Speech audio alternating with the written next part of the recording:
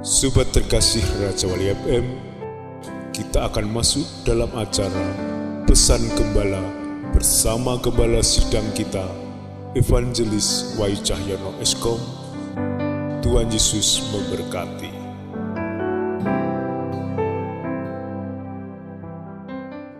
Shalom, haleluya. Apa kabarnya hari ini? Pasti luar biasa, dahsyat dan ajaib.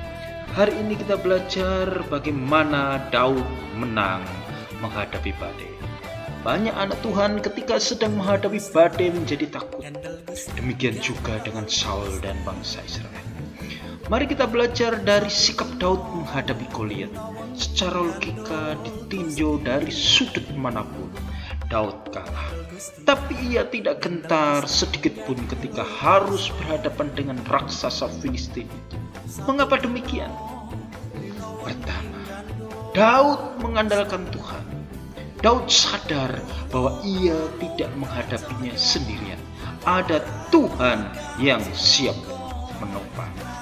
Di 1 Samuel 17 ayat 45, Engkau mendatangi aku dengan pedang dan tombak dan lembing, tetapi aku mendatangi engkau dengan nama Tuhan semesta alam, Allah segala barisan Israel yang kau tantang itu.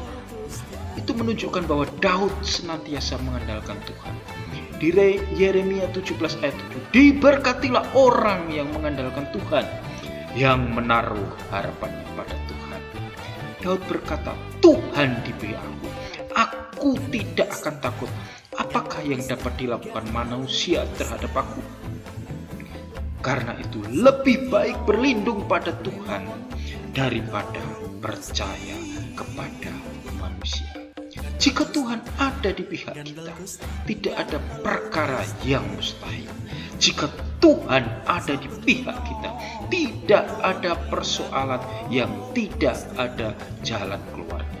Dan jika Tuhan ada di pihak kita, segala sesuatu dapat kita tanggung bersama.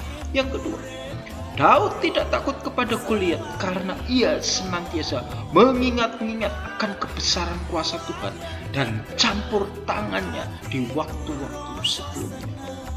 1 Samuel 17 ayat 37. Tuhan yang telah melepaskan aku dari cakar singa dan dari cakar beruang, Dia juga akan melepaskan aku dari tangan orang Filistin itu.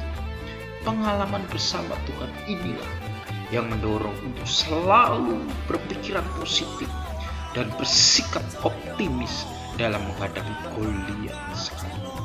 Optimis bukan berarti membanggakan diri atau takabur, tetapi sikap percaya diri yang positif karena tahu kepada siapa ia menaruh pengharapan.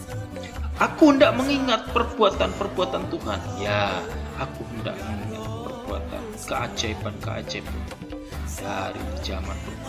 Di Mazmur 77 ayat 12. Yang ketiga, Daud tidak peduli omongan orang yang melemahkan. Kadangkala kita menjadi lemah karena perkataan-perkataan yang negatif. Banyak baca firman dan berdoa. Karena hidup kita ditentukan oleh perkataan firman Tuhan, bukan perkataan orang. Yang keempat, tidak menggunakan pakaian dan senjata yang tidak sesuai dengan kapasitas. Kita sering terlalu ngoyo, kadang di luar kapasitas kita. Kadangkala kita mencari solusi sendiri dalam menghadapi badai itu di luar kemampuan kita.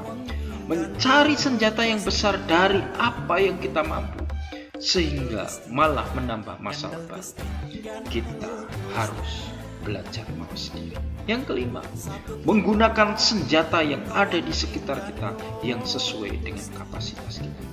Gunakan apa yang ada di sekitar kita untuk menyelesaikan masalah kita. Kita punya kemampuan, kita punya sumber daya yang tanpa kita sadari ada di sekitar kita. Jangan terlalu melihat keluar sehingga kita sering menganggap itu tidak mungkin. Padahal sebenarnya tanpa kita sadari, Tuhan sudah memberikan mukjizat yang ada di sekitar kita. orang-orang Israel merasa ketakutan.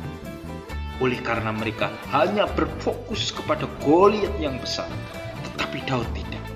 Karena ia senantiasa mengarahkan pandangannya kepada Tuhan dan mengingat-ingat peristiwa yang lalu saat Tuhan menolongnya dan melepaskannya dari masalah-masalah sebelumnya.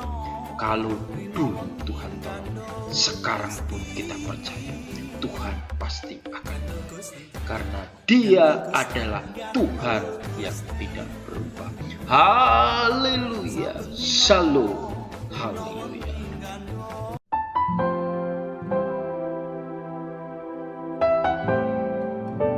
Anda diberkati melalui acara ini.